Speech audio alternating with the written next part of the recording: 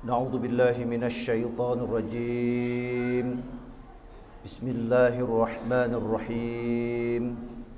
Alhamdulillah wa nahmaduhu wa nasta'inuhu wa nastaghfiruhu min syururi anfusina wa min sayyiati a'malina.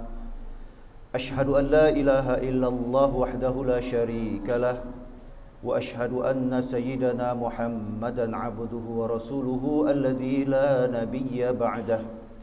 Allahumma salli wa sallim wa barik ala sayyidina Muhammadin wa ala alihi wa ashabihi ajma'in.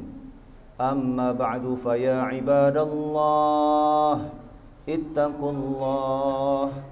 ittaqullaha haqqa tuqatih wa la tamutunna illa wa antum muslimun.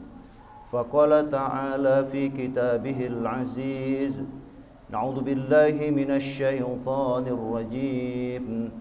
Bismillahirrahmanirrahim. Inna a'tainakal kautsar fashalli lirabbika wanhar. Inna syani'aka huwal abtar. Shadaqallahul azim wa sadaqa rasuluhun nabiyyul karim wa nahnu ala dhalika minasy syahidin wasyakirin walhamdulillahi rabbil alamin. Ma'asyiral muslimin, hadirin jemaah salat Jumat, para calon ahli syurga rahimakumullah. Izinkan khatib pada khutbah Jumat yang berkah dan mulia ini membawa materi khutbah berjudul bagaimana kita sebagai muslim bisa ikut fastabiqul khairat dalam menyambut syiar kurban. Hadirin yang dimuliakan Allah, tentu kita sudah maklum bahwa dalam beberapa minggu ke depan kita akan melaksanakan sebuah perayaan besar bagi umat Islam. Kita doakan saudara-saudara kita yang tahun ini berangkat untuk beribadah haji, Allah terima hajinya dan dijadikan sebagai haji yang mabrur, amin. Dan Allah mampukan bagi kita yang tinggal di tanah air untuk ikut memeriahkan syiar Idul Adha dengan melaksanakan apa yang kita sebut dengan ibadah kurban. Maka pertanyaannya, hadirin yang dimuliakan Allah, sesungguhnya apa yang bisa kita lakukan sehingga kita bisa ikut untuk berfastabiqul khairat? Kita bisa ikut merasakan kebahagiaan, bisa merasakan kenikmatan dan mendapatkan keberkahan pada hari yang mulia yang biasa kita sebut dengan Idul Adha. Kurban tentu sudah kita maklum bahwa ini merupakan ibadah yang sangat dicintai oleh Allah Subhanahu wa taala. Karena kurban merupakan ibadah di mana kita bisa menduplikasi amalan yang sudah dicontohkan oleh Nabi kita Ibrahim alaihissalam dan kemudian disyariatkan bagi kita para pengikut baginda Rasulullah Muhammad sallallahu alaihi wasallam. Bahkan dalam riwayat, begitu ibadah kurban ini disyariatkan pada tahun kedua Hijriah, Ibnu Umar menyatakan bahwa kusaksikan selama 10 tahun baginda Rasulullah Muhammad sallallahu alaihi wasallam tinggal di Madinah, maka kegembiraan setiap tahun tidak pernah lepas tatkala beliau ikut merayakan Idul Adha dengan senantiasa berkurban setiap tahun. Dalam riwayat yang lain juga dijelaskan bagaimana para sahabat ikut bergembira memeriahkan ibadah kurban dan mereka urunan. Diriwayatkan satu sapi atau lembu para sahabat berurunan sampai 7 orang. Dan untuk satu ekor onta para sahabat berurun sampai 10 orang. Ini menunjukkan kepada kita bahwa ibadah kurban ini merupakan ibadah yang patut bagi kita generasi hari ini memeriahkannya dengan riang gembira sebagaimana yang sudah ditunjukkan oleh generasi pada zaman baginda Rasulullah Muhammad sallallahu alaihi wasallam. Bahkan saking pentingnya ibadah kurban ini, sampai-sampai dalam riwayat dijelaskan bahwa ibadah kurban baginda Rasulullah itu jatuh hukumnya wajib, tapi bagi kita pengikutnya ini jatuh hukumnya hanya sunnah. Tentu ini menunjukkan betapa urgen dan pentingnya ibadah kurban bagi kita, dan bagi kita yang mampu tapi tidak mau berkurban, ini mendapat ancaman. Jangan sampai orang mampu tapi tidak mau berkurban ini dikategorikan kelompoknya Yahudi dan Nasrani. Bahkan kata baginda Rasulullah, jangan dekat-dekat tempat sholat kami. Tentu ini menjadi peringatan bagi kita bahwa ibadah kurban yang sudah dekat ini patut untuk kita sambut dan patut untuk kita meriahkan. Dalam fikih mazhab Syafi'i dijelaskan bahwa bagi satu keluarga, apabila keluarga itu mampu, tentu keluarga itu ada suami, ada istri dan anak. Memang jatuh kepada kepala keluarga sunnah muakkadahnya itu kifayah bagi salah satu di antara mereka. Dan bagi kepala keluarga hukumnya sunnah ain. Maka tentu diharapkan bagi kita setiap tahun, bagi kakak yang mampu, diupayakan agar bisa mengeluarkan sebagian harta yang kita punya untuk berkurban.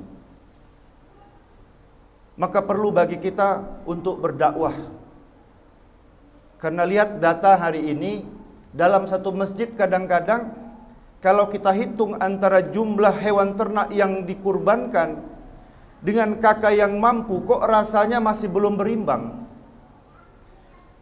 Padahal kalau dalam satu masjid katakanlah ada 40 kakak yang mampu, maka mestinya 40 bagi 7 kalau dia lembu atau sapi. Kalau dia kambing harusnya orang bisa korban sampai 40 kambing, karena satu keluarga itu diwakilkan oleh satu ekor kambing. Tapi tentu fakta ini mengingatkan kepada kita bahwa nampak-nampaknya tingkat kesadaran orang untuk berkurban ini masih lebih senang menerima daging daripada dia dicatat namanya sebagai pekurban. Maka ini menjadi catatan khusus bagi kita hari ini bahwa masih ada waktu. Bahwa dalam beberapa waktu ke depan ini akan ada pelaksanaan ibadah kurban. Mari kita manfaatkan waktu yang tersisa, rezeki yang ada untuk mencatatkan nama kita sebagai pekurban.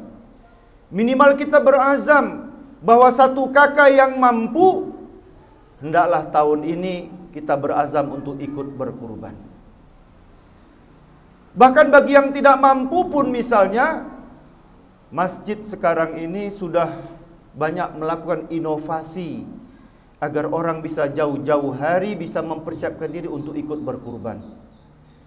Ada inovasi tabungan kurban, di mana jemaah masjid yang barangkali mampu tapi uangnya baru ngumpul 6 bulan kemudian misalnya, 7 bulan kemudian misalnya, atau malah 11 bulan sebelum datang waktunya Idul Adha, ini masih tetap bisa diakomodasi. Bahkan ada juga sekarang inovasi arisan kurban. Barangkali ada orang yang barangkali tidak punya kemampuan untuk tiap tahun berkurban, ini bisa urutan 7 orang. Mungkin tahun ini bapak A yang berkurban, tahun depan bapak B, tahun berikutnya bapak C. Sepanjang 7 orang yang urunan ini mampu untuk membayar hutang kurban tersebut, maka arisan kurban seperti ini sudah dianggap sebagai arisan kurban yang boleh. Maka hadirin yang dimuliakan Allah, mari tugas kita semua, para pengurus masjid atau para jemaah masjid, mulai hari ini kita lihat tabel kurban yang ada di masjid kita masing-masing, termasuk juga di masjid ini. Apakah sudah mencerminkan jumlah kakak mampu yang ada di masjid tersebut. Jika tidak, tentu ini menjadi PR bagi kita, karena yang namanya kurban tentu itu adalah ujian dari Allah Subhanahu wa taala bagi orang yang mampu. Tadi sudah disebut bagi baginda Rasulullah kurban itu wajib. Tapi bagi kita hukumnya hanya sunnah, walaupun sunnah muakkadah. Bagi orang yang tipis imannya, tidak terpanggil untuk berkurban, tentu dia tidak merasa ada beban. Karena apabila dia tidak berkurban, tidak ada dosa. Tapi bagi orang yang punya panggilan dalam hati, tentu dia ingin sekali agar dirinya mendapatkan berkah, agar keluarganya mendapat berkah. Karena yang namanya kurban itu bagi orang yang mampu, itu bisa diniatkan pahalanya tidak hanya untuk kepala keluarga, tapi kepala keluarga juga bisa ketika berkurban meniatkan bahwa kurban itu untuk dirinya dan juga untuk keluarga yang dia tanggung. Maka sungguh sayang apabila keberkahan Idul Adha yang akan datang ini kita biarkan lewat begitu saja. Padahal kalau kita mau membaca begitu banyak keberkahan, begitu banyak pahala yang disiapkan oleh Allah Subhanahu wa taala, dan di atas itu semua tentu kita maklum bahwa ibadah kurban merupakan ibadah sosial, di mana kita tidak hanya bisa membantu keluarga kita, tapi ibadah kurban juga bisa membantu orang-orang tidak mampu yang selama ini barangkali jangankan untuk makan daging, untuk makan ikan saja pun susah. Maka dengan datangnya ibadah kurban, makin banyak hewan ternak yang kita sembelih, maka kesempatan orang-orang tidak mampu untuk bisa makan enak pada hari itu tentu akan semakin besar.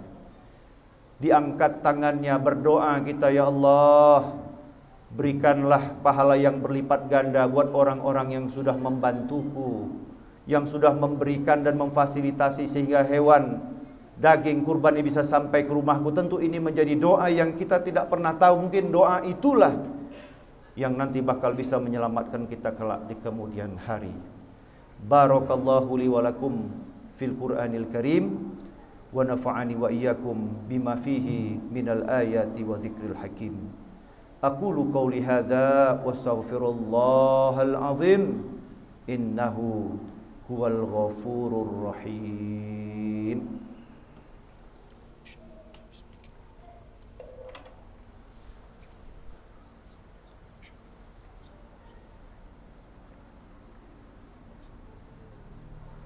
Alhamdulillah.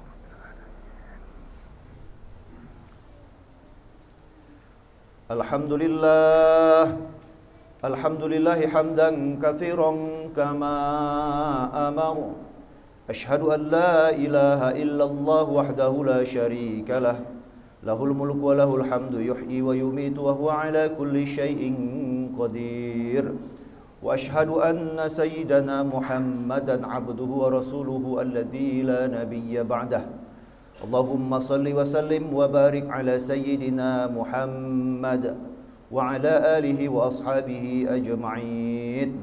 أما بعد فيا عباد الله اتقوا الله حق تقاته ولا تموتن إلا وأنتم مسلمون. فقال تعالى إن الله وملائكته يصلون على النبي يا أيها الذين آمنوا صلوا عليه وسلموا تسليما. وارض الله من خلفاء راشدين أبي بكر وعمر وعثمان وعلي ومن تبعهم بإحسان إلى يوم الدين. اللهم اغفر للمؤمنين والمؤمنات والمسلمين والمسلمات الأحياء منهم والأموات إنك سميع قريب مجيب دعوة يا قاضي الحاجات.